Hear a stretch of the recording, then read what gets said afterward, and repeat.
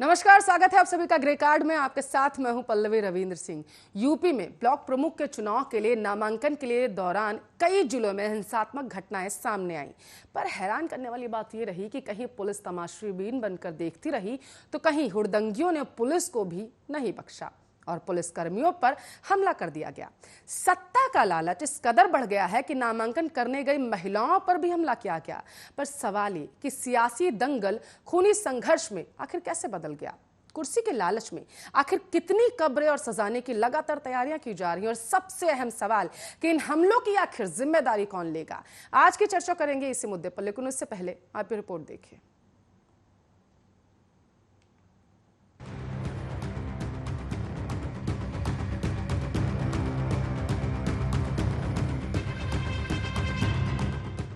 उत्तर प्रदेश को उत्तम प्रदेश कहने वाले दावों पर एक बार फिर से पलीता लगाने वाली झलकियां सामने आई हैं। पर इस बार मुद्दा सिर्फ कोरोना नियमों का उल्लंघन नहीं, बल्कि नामांकन प्रक्रिया के दौरान हुई हिंसा है।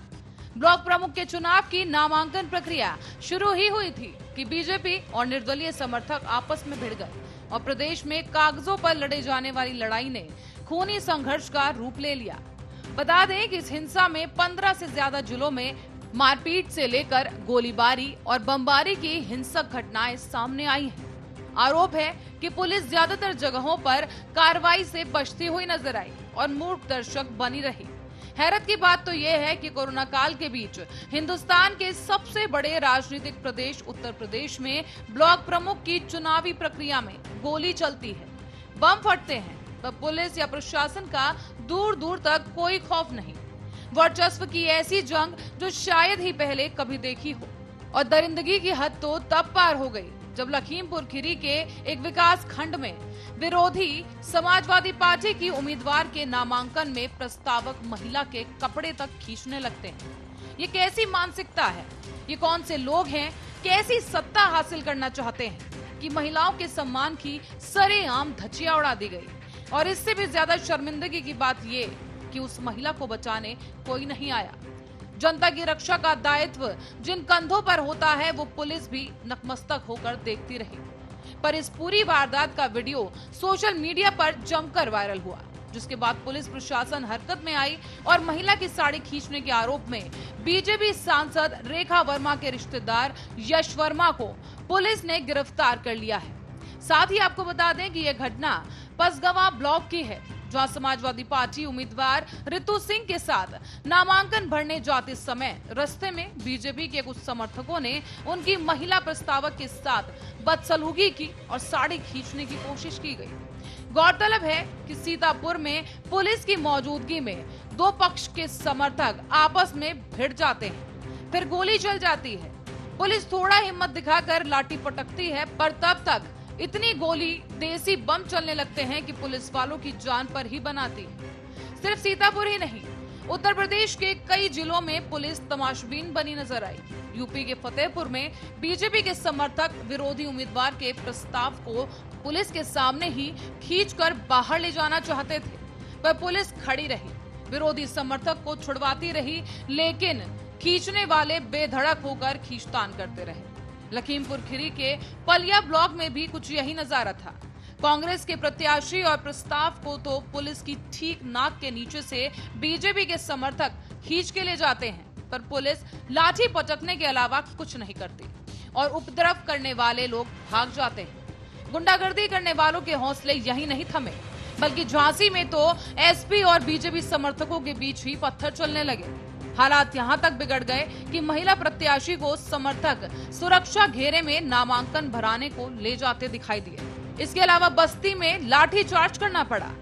एटा में पत्थरबाजी की नौबत आ गई। चुनाव जीतने के नाम पर कानून का मखौल उड़ाने वाले उपद्रवी इतने बेखौफ हो गए कि एटा के मरहरा ब्लॉक पर नामांकन के दौरान जमकर पथराव किए गए। आरोप है कि बीजेपी कार्यकर्ताओं ने समाजवादी पार्टी के उम्मीदवार को नामांकन ही नहीं भरने दिया। तो सिद्धार्थनगर में जिले के इटवा ब्लॉक पर नामांकन के दौरान प्रदेश के पूर्व विधानसभा अध्यक्ष माता प्रसाद पांडेय अपनी पत्नी फूलमती पांडेय का नामांकन करने पहुंचे थे, लेकिन कुछ अराजक तत्वों ने उनसे पर्चा छीनकर पर्चा ही फाड़ दिया और आरोप लगा बीजेपी नेताओं पर। और वहीं गोरखपुर में बीजेपी प्रत्याशी की कार पर ही हमला कर दिया जाता है। आरोप लगता है समाजवादी पार्टी के समर्थकों पर इन सबके बीच सोचने वाली बात यह है कि हंगामे के वक्त कहां गई वो सरकार जो महिलाओं की सुरक्षा का दम भरती थी। बीजेपी को बात बात पर घेरने वाले अखिलेश यादव अपने समर्थकों पर लगाम लगाने से पीछे कैसे रह गए? कड़ी सुरक्षा का दावा करने वाला प्रशासन अब मौन क्यों है? जिस यूपी में सीएम योगी का डंका बजता है, उसी यूपी में दबंगों की इतनी हिम्मत हुई कैसे? News desk, Arya news.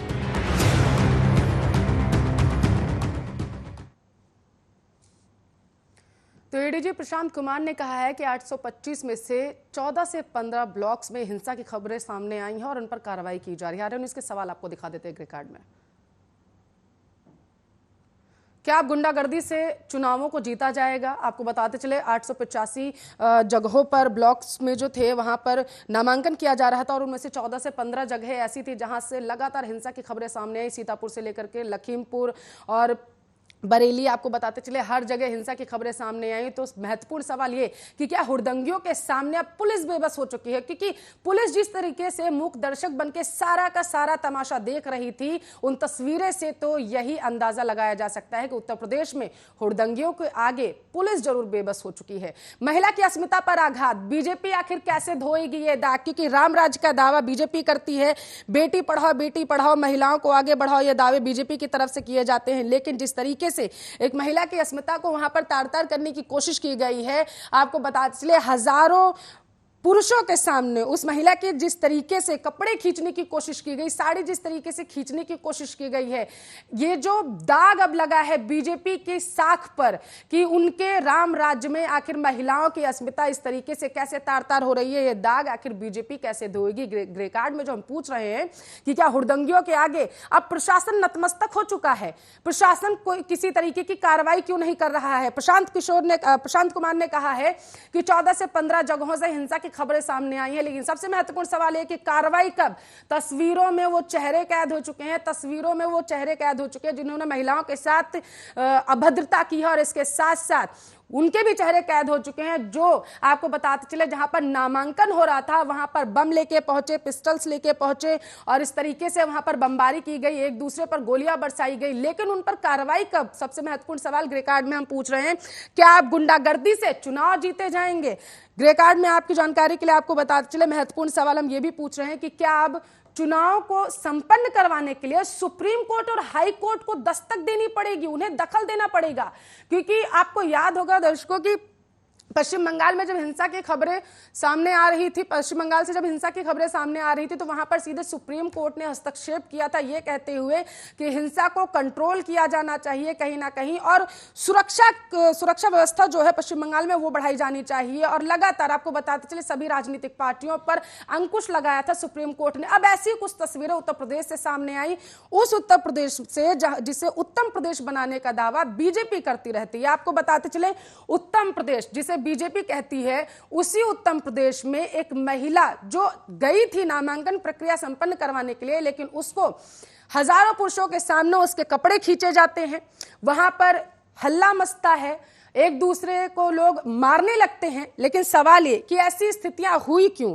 आपको बता चले हाईकोर्ट ने सीधे इस पूरे मामले पर दखल दी है और उन्होंने कहा है कि जहां पर नामांकन हो रहे हैं, और आपको बताते 10 जुलाई को अभी वोटिंग भी होनी है, तो उन जिलों पर सुरक्षा व्यवस्था चाक चौबंद कर दी जाए। सीधे तौर पर सरकार से हाईकोर्ट ने आदेश दे दिया है। तो आपको बताते चले सवालों के घेरों में अब प्रशासन से लेकर के पुलिस महकमा भी आ चुका है, क्योंकि तस्वीरें आपके टेलीविजन स्क्रीन पर है किस तरीके से आपको बताते चले वहां पर पुलिस सिर्फ मूक दर्शक बन के खड़ी हुई थी, कहीं पर तो पुलिस पर भी पथराव हुआ, पुलिस वहां से भागने लगी और उसके बाद अपनी जान की सुरक्षा जब वहां पर सुरक्षा में जनता की सुरक्षा में लगे कर्मचारियों को ही करनी पड़े, तो तस्वीरें आखिर उत्तर प्रदेश यानी कि उत्तर प्रदेश की क्या होंगी वो आप इन्हीं से समझ सकते हैं।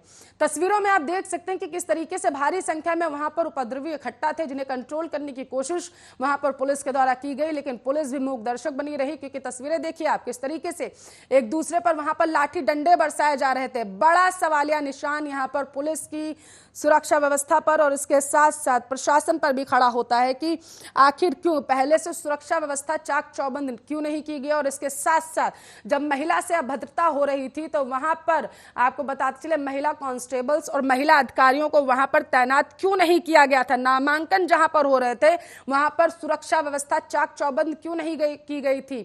सपा, बीजेपी, कांग्रेस, आखिर इन हिंसाओं का जवाब कौन देगा?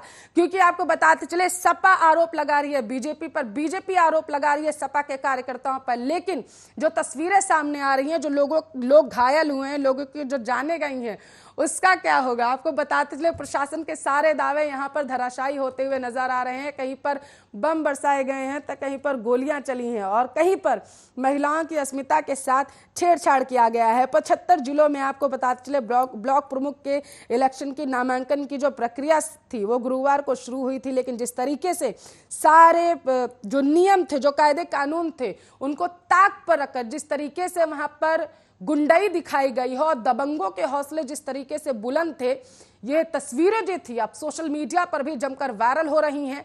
और आनन फानन में आपको बताते चले एडीजी प्रशांत कुमार को सामने आना पड़ा और उन्होंने कहा कि 825 ब्लॉक्स में से 14 ब्लॉकों से कुछ गड़बड़ी की खबरें सामने आई थी।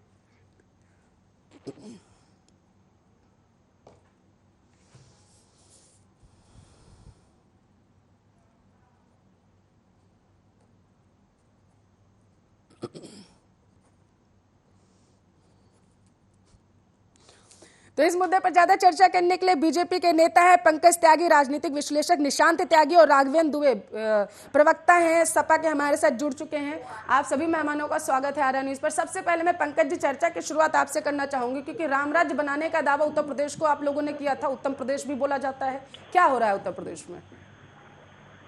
देखिए, जैसा कि आपके द्वारा या और टीवी के द्वारा और चैनल्स के द्वारा मुझे मिल रहा है खबर, लेकिन इसमें आपने नोट किया होगा इसमें सपा का ज्यादा रोल है।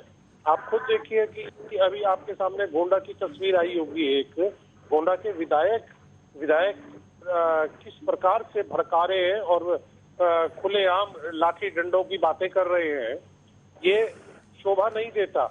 और जैसा कि देखिए, जो पार्टी सरकार में होती है उसके ऊपर इल्जाम लगाए जाते हैं, लेकिन जितने भी इल्जाम लग रहे हैं ये सब गलत है। और जैसा कि लखीमपुर खीरी में आपने देखा कि तुरंत योगी जी ने पूरा थाना सस्पेंड कर दिया, सीओ सस्पेंड हो गए।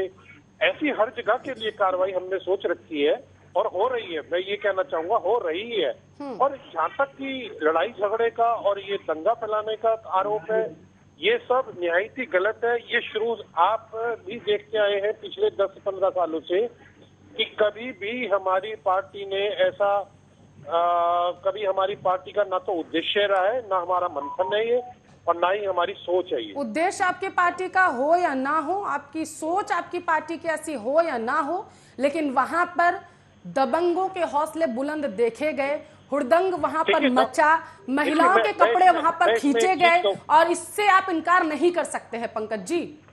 देखिए, आप बिल्कुल सही कह रहे हैं, जो आप देख रहे होंगे शायद मैंने भी देखा है सुबह से, लेकिन अभी चिन्हित करना बाकी है कि वो बड़ी शर्म की बात है। अगर आपने आज सुबह से देखा है कि घटना ये कल की है, देखा आपने आज है, घटना ये कल की है, आपके राज्य में, केंद्र में आपकी सरकार, राज्य में आपकी सरकार, और आपने वो वीडियो फुटेज आज देखी, बड़ी शर्म की बात है। वैसे तो राघवेंद्र जी सीधा आपके पास आना चाहूंगी, कई जगहों पर हिंसा की घटनाएं हुई हैं, लेकिन आरोप आपकी पार्टी पर भी लग रहे हैं।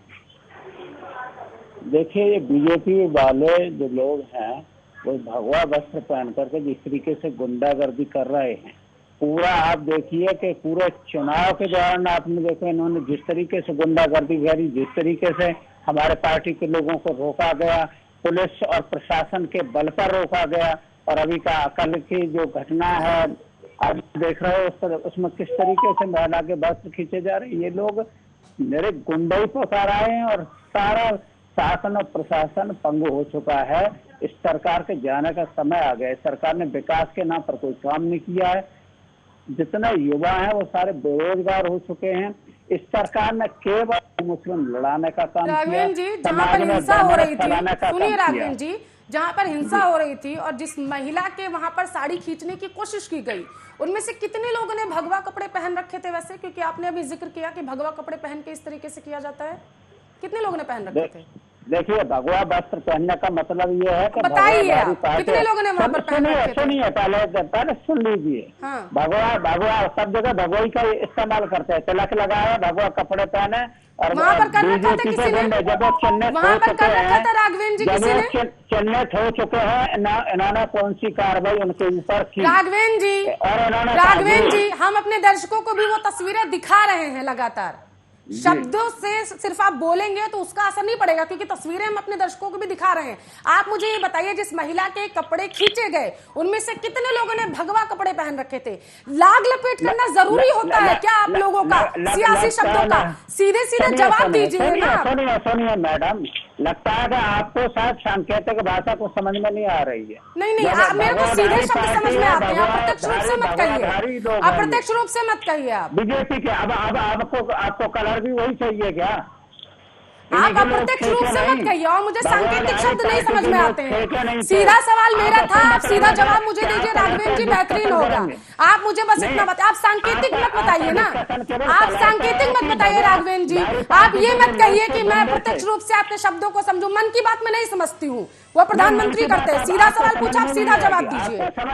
लाग लपेट मत करिए ना राघवेंद्र जी, सीधा जवाब दीजिए ना। वहां पर हिंसा की घटनाएं हुई, आपकी भी पार्टी पर इल्जाम लग रहे हैं कि आप लोगों के भी वहां पर कार्यकर्ता थे, वहां पर हिंसा की घटनाएं हुई हैं, उन्हें उग्र बनाया गया है। सीधे कहिए ना। अरे आपकी पार्टी के कार्यकर्ता नामांकन के लिए जा रही थी, वहां पर उसके साथ अभद्रता की गई है, ये बड़ी बात है। आप शब्दों का लाग लपेट कर रहे हैं यहाँ पर, और आप मुझे ये चाहते हैं कि मैं आपकी मन की बात समझूं। कमाल करते हैं आप। निशान त्यागी जी हमारे साथ जुड़े हुए हैं। निशान जी, आप एक राजनीतिक विश्लेषक हैं, उस नजर से आप बताइए, जो भी उत्तर प्रदेश में हो रहा है, हिंसा की घटनाएं जिस तरीके से लगातार बढ़ती जा रही है। पहली बार हमने पश्चिम बंगाल को भी निशान जी देखा, वहां पर भी हिंसा की घटनाएं हुई थी, लेकिन जिस तरीके से खुलेआम वहां पर गुंडागर्दी हो रही है, हजारों की संख्या में वहां पर पुरुष इकट्ठा है और उन सबके बीच में एक महिला की साड़ी खींचने की कोशिश की जाती है। निशांत ये जो तथाकथित है, राम राज्य है जिसका दम में भरते हैं, और योगी जी ज्यादातर देखते हैं पश्चिम बंगाल में यही बातें कर रहे थे। अच्छा, कि हमारे उत्तर प्रदेश में राम राज्य, बंगाल में कुशासन है, और बहुत कई राज्यों में वो चुनाव के समय अक्सर वो जाते हैं और अपने प्रदेश का बताते बखान करते हैं यहाँ पर किस तरीके से राम राज्य है। आपके पास आएंगे प्लीज ईशान जी। पल्लवी जी, देखिए, जिस तरह से उत्तर प्रदेश में घटनाएं चल रही हैं और पिछले 5 साल में जिस तरह से कार्य हुए हैं उत्तर प्रदेश में, चाहे वो पुलिस की हो या एक संगठन की हो या फिर जो बीजेपी की सरकार वहां पे रही है योगी आदित्यनाथ जी की, उसमें मैं सिर्फ 2 लाइनें बोल के आपको संक्षिप्त में बता देता हूं। हो गई है पीर पर्वत सी पिघलनी चाहिए, इस हिमालय से कोई गंगा निकलनी चाहिए। देखिए, जिस तरह से उत्तर प्रदेश में पिछले 5 वर्षों में घटनाएं हो रही हैं, चाहे वो ब्राह्मणों पे अत्याचार हो, चाहे वो महिलाओं पे अत्याचार हो, चाहे वो ओबीसी पे अत्याचार हो, चाहे वो SC ST पे अत्याचार हो, इन सब चीजों का जो हिसाब है वो अगले साल उत्तर प्रदेश के चुनाव में जनता भारतीय जनता पार्टी को भी सरकार के साथ भी करेगी और समाजवादी पार्टी सरकार की जिस तरह से गुंडाई चल रही है उस पर भी करेगी।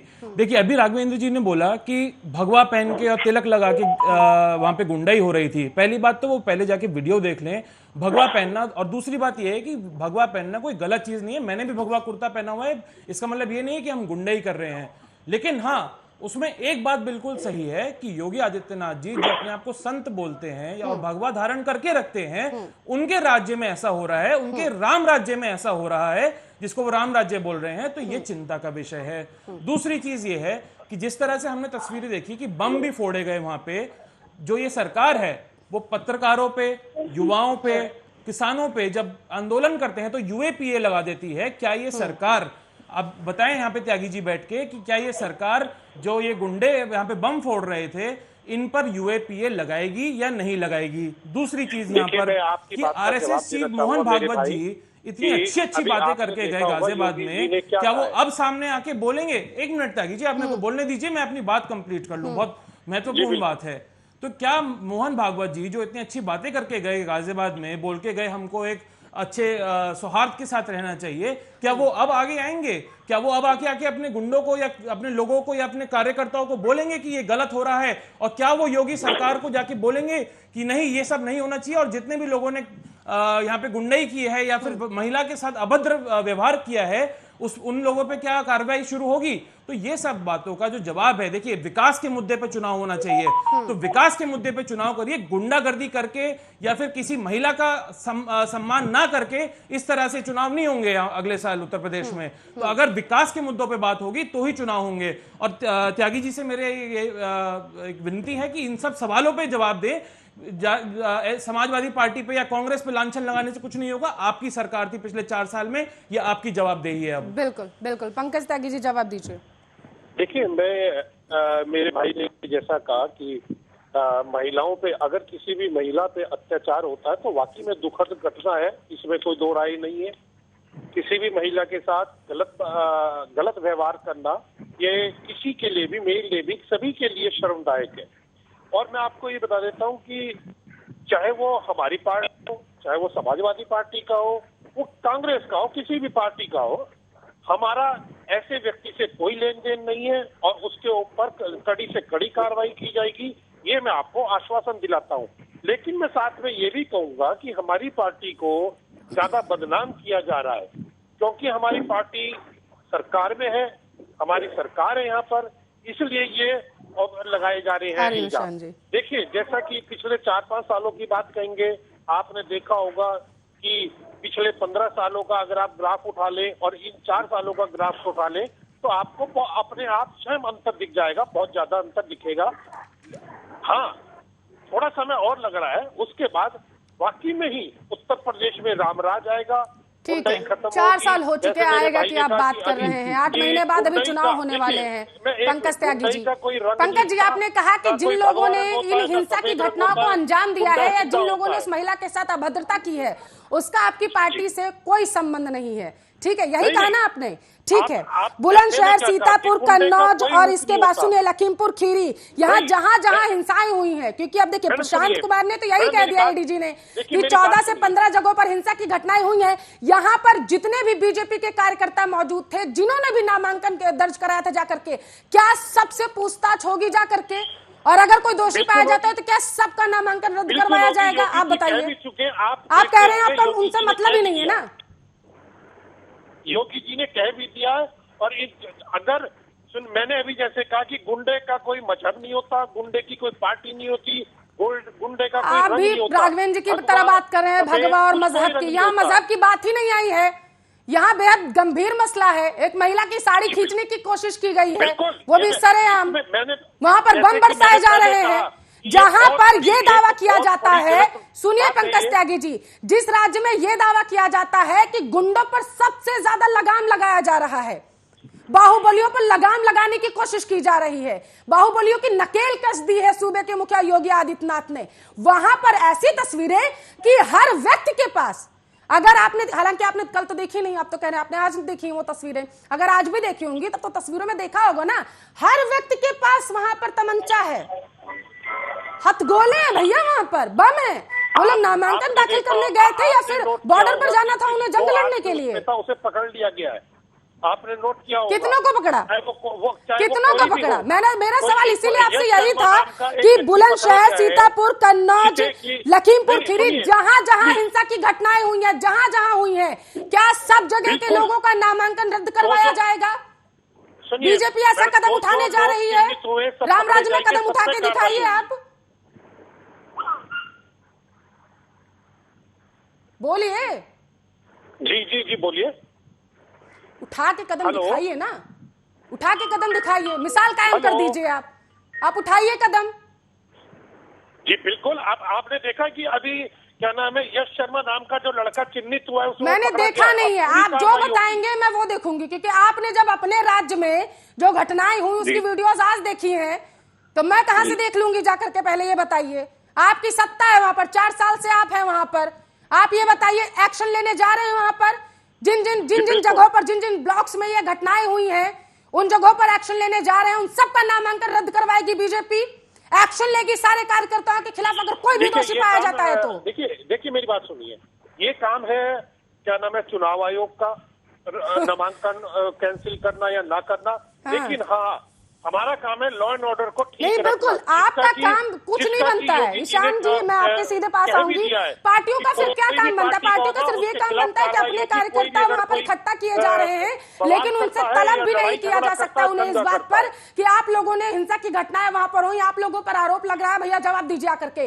चुनाव आयोग के कंधों पर बंदूक रख के यहाँ पर चलाया जा रहा है कि भैया चुनाव आयोग देखेगा जाकर। ईशान जी, चुनाव की बात आप मेरे से करेंगे, बिल्कुल ये कहूंगा कि चुनाव आयोग का काम होता है चुनाव कराना, ठीक है। कई बात लॉ एंड ऑर्डर की, तो उसके लिए योगी जी ने क्या कहा, आपके हैं वो, चुनाव आयोग के नहीं है कार्यकर्ता, आपने भेजा है उन्हें पंकज त्यागी जी, वो किसी भी पार्टी आपके कार्यकर्ता थे वो। ईशान जी देखिए, ये तो ठीक है, एक मिनट पंकज जी, मैं भी वहां ईशान जी, आप भी वहां नहीं थे, लेकिन अगर वो हमारी पार्टी के भी कार्यकर्ता है तो भी कार्रवाई होगी उन पे। एक मिनट पंकज जी प्लीज, अब आगे जवाब लेने दीजिए। पंकज जी प्लीज, आप ये तक जवाब नहीं दे पाए कि आप लोग एक्शन लेंगे या नहीं लेंगे। विपक्ष पर ठीकरा फोड़ेंगे, चुनाव आयोग पर ठीकरा फोड़ेंगे आप। ईशान जी, बाकी मेहमानों के पास प्लीज पंकज जी जाने दीजिए। ईशान जी, मजबूरन मुझे आपकी आवाज म्यूट करानी पड़ेगी, प्लीज पंकज जी ऐसा मत करिए, प्लीज पंकज जी। ईशान जी, पल्लवी जी देखिए, पंकज जी भी यहाँ पे सुन लें कि एनसीआरबी का जो डेटा है, मैं अपने आप से कोई डेटा नहीं बना रहा हूँ, एनसीआरबी के डेटा के हिसाब से पिछले 4 सालों में योगी आदित्यनाथ जी के सरकार के अंडर उत्तर प्रदेश में महिलाओं के साथ जो दुर्व्यवहार हुआ है, चाहे उसमें रेप हो, चाहे उसमें मारपीट हो, उसकी जो घटनाएं हैं वो 60,000 है। ये एनसीआरबी का डेटा, ये मेरा डेटा नहीं है। पहली बात तो ये।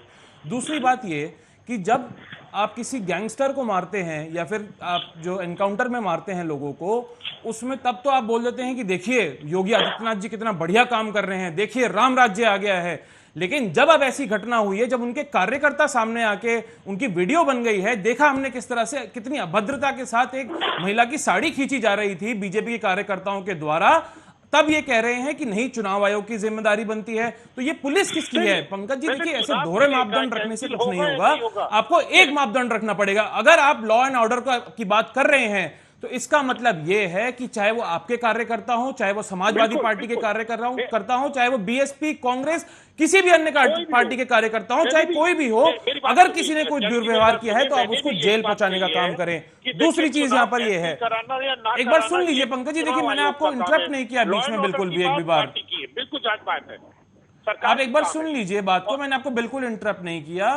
दूसरी चीज यहां पर यह है, आप बोलते हैं कि योगी आदित्यनाथ जी आकर ये बाहर आके नहीं बोल सकते अपने कार्यकर्ताओं से कि इस तरह का दुर्व्यवहार नहीं करना चाहिए, हमको अच्छे से चुनाव लड़ना है, हमको विकास के मुद्दे पे चुनाव लड़ना है, हमको लॉ एंड ऑर्डर के मुद्दे पे चुनाव लड़ना है, हमको जो कोरोना काल में जैसा वो बोलते हैं कि हमने बहुत अच्छा कर दिया, उत्तर प्रदेश को उत्तम प्रदेश बना दिया, उस पर चुनाव लड़ना है। देखिए पल्लवी जी, बात सारी साफ है कि जो अभी कोरोना की वेव 2 हुई, हमने देखा उसमें किस तरह से यूपी सरकार का मिसमैनेजमेंट रहा, किस तरह से हॉस्पिटलों पे एफआईआर की गई, किस तरह से लोगों को ऑक्सीजन नहीं मिली, अगर लोगों ने ऑक्सीजन मांगी तो उनको जेल भेजा गया। तो इन सब मुद्दों को कवर करने के लिए इस तरह की घटनाएं सामने आ रही हैं, और अभी आप आगे आगे देखते जाइए किस तरह से हिंदू मुसलमान की जो घटनाएं हैं वो बढ़ने जा रही हैं उत्तर प्रदेश में। राघवेंद्र जी, क्या मुझे एक भी घटना बता सकते हैं कि जिसमें ऑक्सीजन मांगी और जेल भेजा गया हो? अरे बहुत सारी घटनाएं पंकज जी, कितनी गिनवाऊं? मैंने तो धरातल पे काम किया है, मैं गाजियाबाद में ही रहता हूँ, उत्तर प्रदेश में ही रहता हूँ मैं। मेरे प्यारे भाई सुनिए, आप मेरी भी बात सुनिए, ये बिल्कुल सही बात है। पंकज जी 2 मिनट एक मिनट, ठीक है पंकज जी, सरकार एकदम बिल्कुल आप जवाब दीजिएगा, आपके पास आऊंगी। पंकज जी प्लीज। राघवेंद्र जी आपको सुन रहे थे, राघवेंद्र जी जवाब दीजिए। देखिए ईशान जी ने भी यही कहा कि हिंसा की घटनाएं वहां पर बढ़ रही हैं, इसमें कोई दोहरा नहीं है, और दूसरी तरफ एक तरफ हिंदू मुस्लिम का भी एंगल लेकर आए हैं ईशान जी। अब देखिए अबू आजमी ने भी यही कहा था कि अगले 6 महीने तक खूब हिंदू मुस्लिम का जो मामला होगा वो उजागर किए जाएंगे उत्तर प्रदेश में, और यही कुछ ईशान जी कह रहे हैं। प्रतिक्रिया राघवेंद्र जी। देखिए, अब चूंकि चुनाव का समय नजदीक आ रहा है, और चुनाव जैसे नजदीक आता है तो उन्होंने विकास का कोई कार्य किया नहीं है। और माननीय अखिलेश यादव जी ने जो भी विकास कार्य किए थे केवल उनका उद्घाटन किया है, और ये बता सकते हैं, मैं इनसे पूछना भी चाहता हूँ, अगर उन्होंने कोई विकास कर दिया, जैसे हमने आगरा से लेकर के लखनऊ तक का एक्सप्रेस वे 322 किलोमीटर का मात्र 2 साल के अंदर बना दिया, क्या ये बताएंगे कि उन्होंने कोई ऐसा काम किया है? अगर बनाया हो तो बताएं। विद्युत उत्पादन में इतना झूठ बोलते थे, कि अब देखो हमने 24 घंटे बिजली कर दी। अरे आपने कहा थी, अखिलेश जी थे तब उन्होंने बिजली उत्पादन के लिए काम किया था, चिकित्सा व्यवस्था के लिए बहुत सारे काम किए थे, चाहे वो वुमेन्स पावर के लिए हो, महिलाओं की सुरक्षा के लिए हो। इनके राज्य में ये बताएं, कुलदीप सेंगर कौन थे? कुलदीप सेंगर इन्हीं के तो विधायक थे। और अभी दूसरे जो एक और बाबा जी नित्यानंद अवधी जो इनके नेता है, उनका भी इन्होंने कैसे भी दबाव डाल करके लड़की को, जिस तरीके से उनकी रेप की घटना हुई थी, उन्हें स्वीकार भी हो गया था, अब बता रहे कि उनका कोई रोल नहीं है, उनको भी निकाल दिया, उससे बरी कर दिया। ऐसा कोई होगा जिसके 1-2 दर्जन मुकदमे खुद ही फाइल पे साइन करके उनको सबको खत्म कर लिया हो, तो ये तो वही लोग हैं। और तो इनके जो कार्यकर्ता हैं जिस तरीके से गुंडागर्दी कर रहे हैं महिलाओं के साथ, ये तो धृतराष्ट्र वाली सरकार होगी कि धृतराष्ट्र के जहां पूरे दरबार में एक महिला की साड़ी खींच रही हो, ये वही धृतराष्ट्र की सरकार है जहां ये कोई कार्रवाई नहीं करेंगे। ये तो केवल ये देखेंगे कि ये लोग हमारे हैं, इसलिए कोई कार्रवाई नहीं होनी चाहिए। क्या इन पे इतना समय से वीडियो ये चल रहा है, सब में वायरल हो रहा है, कितने लोगों पर कार्रवाई की गई है, क्या उनको चिन्हित किया गया है? क्या वही लोग थे? कितने लोग थे वहां जिन्होंने, जिनके हाथ में तमंचे थे, बम थे, और जिस तरीके से अभद्रता हो रही थी, सरेआम हो रही थी। और ये अपने आप दम भरते हैं कि ये राम राज्य की सरकार, अगर ऐसी राम राज्य की सरकार है तो मुझे पंकज जी जवाब बनना चाहिए। आप बाहर जाते हैं तो बहुत बड़ी योगी आदित्यनाथ जी आपके सवालों का जवाब ले लेते हैं। अराजकता की बात करते हैं, दूसरे राज्यों में जाते अराजकता की बात करते हैं, लेकिन अब राज्य में जो अराजकता मची हुई है उसको आप रोक नहीं पाए। राघवेंद्र जी, आप तक आवाज पहुंच रही है मेरी? ठीक है, आपके सवालों का जवाब ले लेते हैं। चुनाव में प्रशासन के बल पर, उनके कार्यकर्ताओं की गुंडाई के बल पर समाजवादी पार्टी के सबसे ज्यादा जिला पंचायत सदस्य जीते थे। इसके बाद एक बार उस महिला की बाइक चला दीजिए का बल प्रयोग करके उनको, उसके बाद पंकज जी मैं आपसे जवाब दूंगी, तब तक राघवेंद्र जी आप थोड़ा सा शांत हो जाइए क्योंकि पंकज जी के पास जाना। पीसीआर, और आप बात को कहाँ ले जा रहे हैं राघवेंद्र जी? मुझे आप इसका सीधा जवाब दीजिए। जब कार्य सेवकों पे गोली चल रही थी, कहाँ थी आपकी पार्टी? कौन था? कानून, इसका जवाब दीजिए मुझे। करना जब मैं ये कह रहा हूँ कि हमने एक बात कही है कि वो कोई भी किसी भी पार्टी का गुंडा हो, कोई नहीं बख्शा जाएगा। जो किसी ने कह दिया, चाहे वो बीजेपी का गुंडा हो या कोई गुंडा हो। और रही बात महिलाओं की, तो महिलाएं हमारे लिए मां की तरह है, हमारी पार्टी के लिए हम गौ माता। ठीक है, अपने दर्शकों को बता दूं, एक बार मैं अपने दर्शकों को उस महिला की तो एक बहन बात बता देती हूँ, बाइट सुना देती हूँ कि महिला के साथ आखिर क्या हुआ था और उसके बाद उन्होंने क्या कहा है। पीसीआर एक बार चला दीजिए। ब्लाउज फाड़ दिया, मेरा पर्स ले गए, मेरे पैसे, झाले और साड़ी भी मेरी खोल दी गई और मुझे पीटा भी और मेरे झाले भी ले गए। किसके द्वारा यह अपराधीकृत किया गया? जनता के द्वारा नहीं, पुलिस के द्वारा। पुलिस होते भी एक डंडा नहीं चला सकी किसी के, लेडीज जेंट्स दोनों भी। रेखा वर्मा सांसद, मारपीट भी हुई, ब्लाउज फाड़ दिया, मेरा पर्स। तो सवालों के घेरे में फिलहाल के लिए उत्तर प्रदेश की पुलिस आ चुकी है। महिला का साफ तौर पर कहना है, एक मिनट पंकज जी, मैं आपके पास ही आ रही हूँ, आपसे जवाब लूंगी इस पर। उस महिला का कहना है कि वहां पर जो मौजूद लोग थे भारी संख्या में, उन्होंने उसके साथ उस घटना को अंजाम दिया और पुलिस जो थी, जो उनकी सुरक्षा के लिए थी, फिलहाल तो वहां पर हाथ में हाथ धरे बैठी रही थी। पंकज जी जवाब। तो आपने देखा होगा सबको सस्पेंड कर दिया गया है, तुरंत एक्शन हुआ है। दूसरी बात, वहाँ कोई यश नाम का लड़का था, उसको पकड़ा गया है, चाहे वो किसी पार्टी का हो। मुझे नहीं पता वो बीजेपी का है या कौन सी पार्टी का है, लेकिन सख्त से सख्त कार्रवाई होगी उसके खिलाफ, क्योंकि मेरी भी बहनें हैं, सभी की बहनें होती हैं, माँ बेटी सबके घर में है। और अगर इसमें कोई भी आदमी गलत है, मैं भी हूँ चाहे कोई भी हो, उसके खिलाफ एक्शन होना चाहिए। इसमें मैं गलत नहीं मानता, ये बिल्कुल सही है। और मैं कहता हूँ कि एनएसए लगनी चाहिए, जितनी 1 साल तक जमानत नहीं होनी चाहिए, जितना दंडित हो उतना ज्यादा से ज्यादा करना चाहिए जो सबक पंकज जी, मिले सबको। सूबे के मुखिया योगी आदित्यनाथ ये दावा करते हैं कि उत्तर प्रदेश में कोई भी अपराधी अपराध करने से पहले 1000 बार सोचेगा। उसके जहन में ख्याल आएगा कि अगर मैंने अपराध किया तो मेरा एनकाउंटर करवा दिया जाएगा, या फिर गाड़ी पलट, सुनिए पंकज जी सुनिए, या फिर गाड़ी पलटवा दी जाएगी, या फिर उसका एनकाउंटर करवा दिया जाएगा, उसे जेल में डाल दिया जाएगा। बाहुबलियों के हौसले तोड़ दिए हैं योगी आदित्यनाथ ने, ये कहा जाता है ना सूबे के मुखिया के द्वारा। मेरा सवाल ये है, ये जो हुड़दंग कर रहे थे वहां पर, ये जो दबंग वहां पर इकट्ठा हुए थे, इनके दिल में, इनके जहन में ये डर सूबे की सरकार क्यों नहीं बिठा पा रही है कि अगर अब किसी भी महिला के साथ अत्याचार होगा, अगर किसी भी बच्ची का बलात्कार होता है तो उसके साथ ये कार्रवाई होगी, इस वजह से हमें ये चीज नहीं करनी है। ये डर क्यों नहीं पैदा कर पा रही है आखिर सूबे के मुखिया योगी आदित्यनाथ की सरकार, बताइए। देखिए मैं आपको ये बता देता हूँ, जो 15 साल में पीछे सरकारें रही हैं, आप 4 साल से सरकार में है, बेटी पढ़ाओ बेटी बढ़ाओ का जो नारा था वो आपका था। पिछली सरकारों पर ठीकरा मत छोड़िए। देखिए आपने पंकज जी, देखिए मैं, आप अगर सवाल का जवाब देंगे ना मैं आपको पूरा टाइम दूंगी, मैं बीच में टोका टिप्पणी भी नहीं करूंगी पंकज जी, लेकिन सवाल का जवाब, 15 साल से जो सरकारें थी, अरे भैया कैसी बात कर रहे हैं आप? आपकी सरकार केंद्र में, आपकी राज्य में सरकार, वहां पर इस तरीके के कृत्य हो रहे हैं। आपकी सरकार कहती है कि बेटियों की अस्मिता को बचाने के लिए हम दिन प्रतिदिन तत्पर है वहां पर, और इस तरीके की घटनाएं हो रही हैं। आप पिछली सरकारों पर मत जाइएगा, उसका जवाब राघवेंद्र जी दे देंगे। नहीं राघवेंद्र जी तो मुझे उसी का जवाब आप ये बताइए पहले, क्यों डर नहीं बिठा पा रही है योगी आदित्यनाथ की सरकार? नहीं, हमने तो देखिए आज भी एक्शन है, योगी जी ने साफ कह दिया है कि एक्शन होगा, किसी को छोड़ा नहीं जाएगा।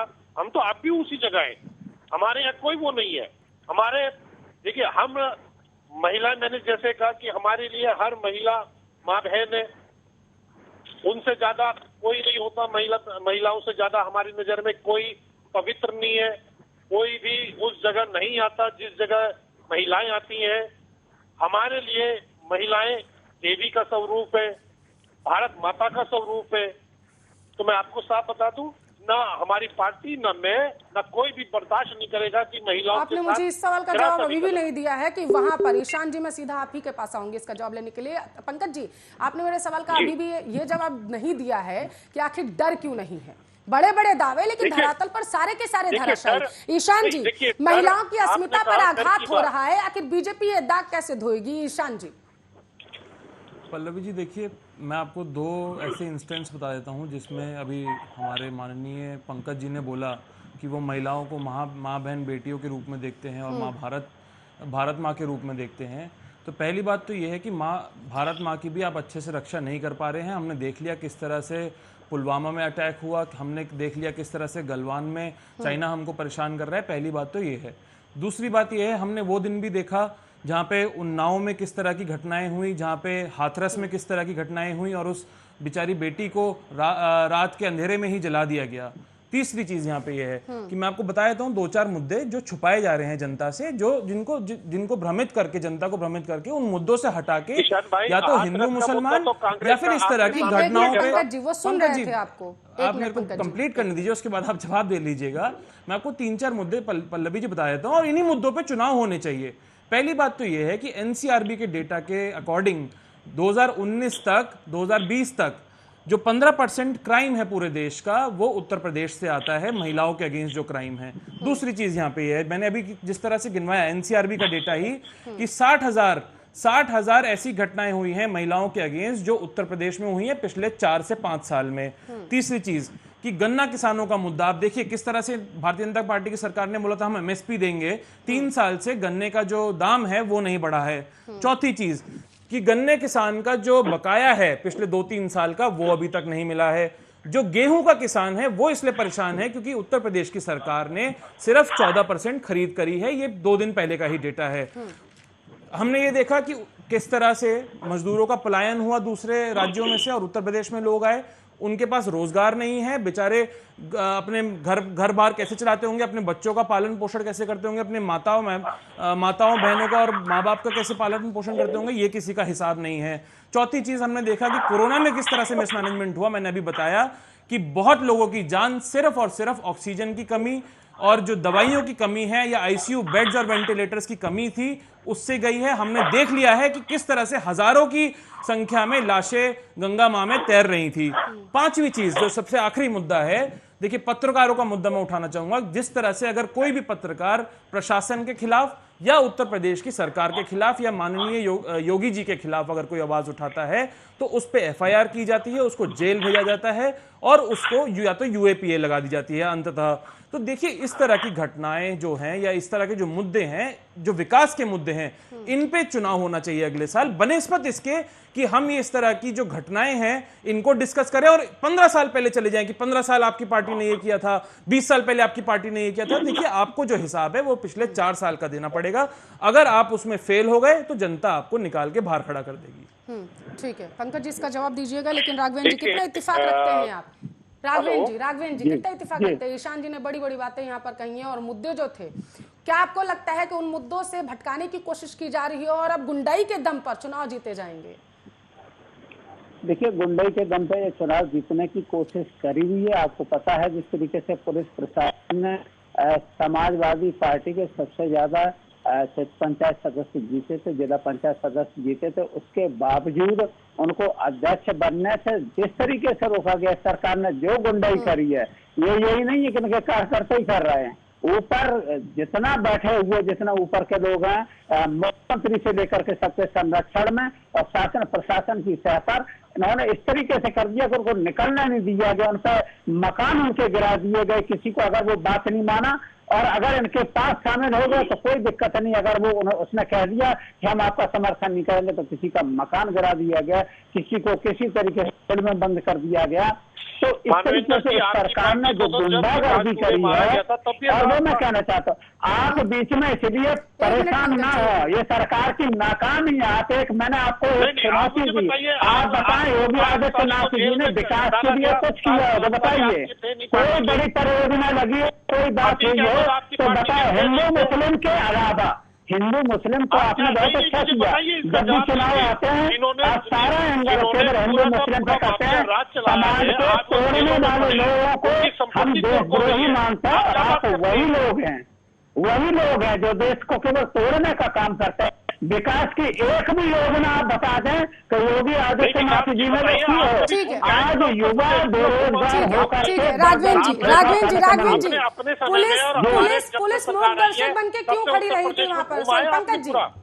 पंकज जी पुलिस मूक दर्शक बन के वहाँ पर क्यों खड़ी रही थी? हेलो पंकज जी, आवाज पहुंच रही है अब तक?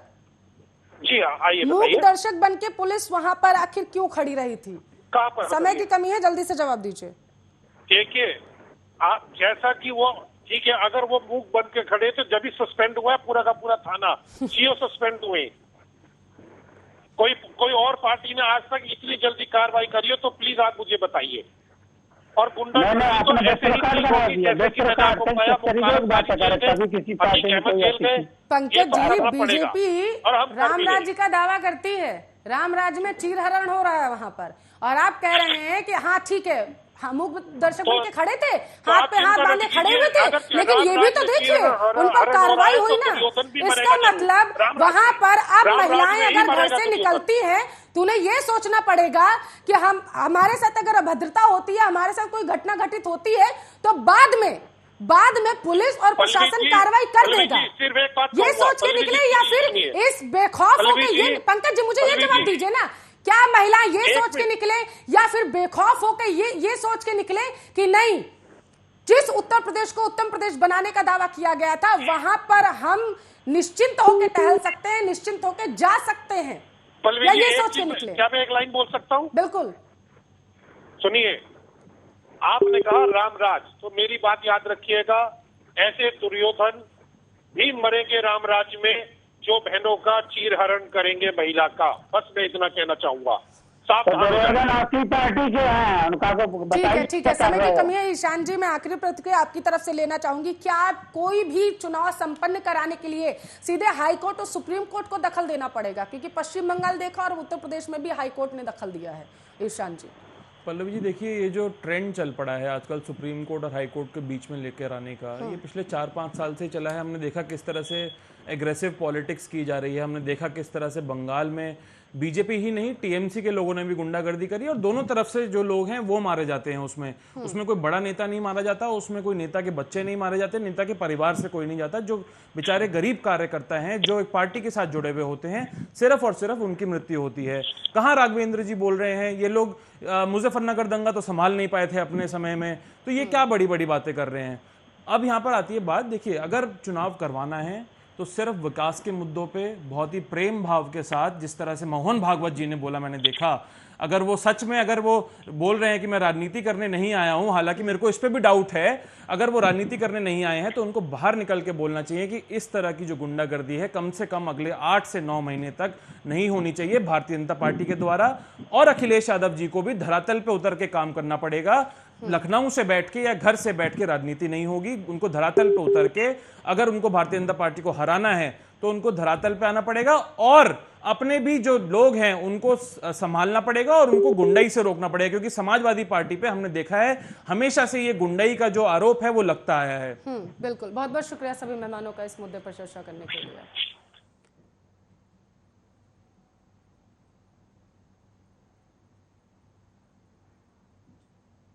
ग्रे कार्ड में फिलहाल के लिए मेरे पास इतना ही समय था, लेकिन देश दुनिया की तमाम खबरों के लिए आप देखते रहिए आपका अपना न्यूज़ चैनल आर्या न्यूज़।